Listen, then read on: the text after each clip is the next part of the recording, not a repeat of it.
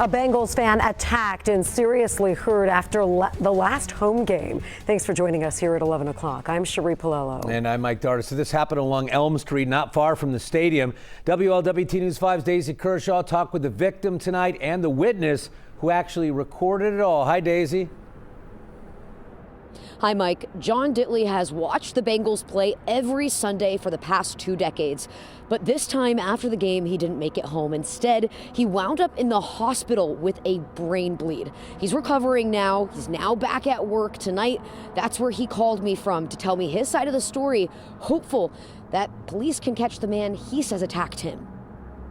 We're stuck in traffic. You know, there was some leftover fans walking back. The lights turned and we're just sitting there, and the guy came out. He had a beer in his hand. He was drinking when he was crossing a crosswalk. He got mad, I guess, because we were moving, and he threw the beer can as hard as he could at my car, basically. I don't know why I got out of the car. I kind of wanted to get out to see how my car was. Then when I got out, all I remember him saying is, do you want some of this? When I turned around, he hit me in the back of the head. I got knocked out, knocked unconscious. I fell into my car. John Ditley is a College Hill resident, a father, a grandfather, and a husband. On November 23rd, he says he could have lost his life. I have a subject on 3rd and Elm who was punched in the face or struck by this vehicle here.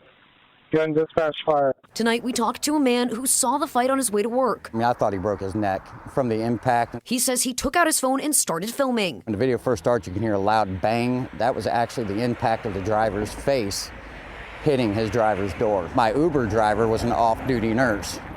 She got out of the vehicle and went over to see if she could assist, but she said there was a lot of blood. He was wrapped in bandages that were saturated in blood, and his face was bloody. And when we first saw each other, he just started to cry. I woke up and I didn't know where I was, and not knowing where my family is. I might get emotional, so I'm sorry. When they ask you your name and you don't even know your name, it kind of freaks you out.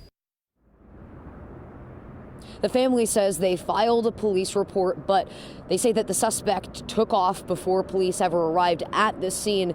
The man who they say attacked John has not been identified at this point. That's why we chose to blur his image in the videos that we shared here tonight. We also put in a request to police to ask how they're handling this investigation and for those documents. At this point, we haven't heard back from them. Reporting live tonight, Daisy Kershaw, WLWT News 5. All right, Daisy, yes, some of these people out of hand with the tailgating, that's for sure. Now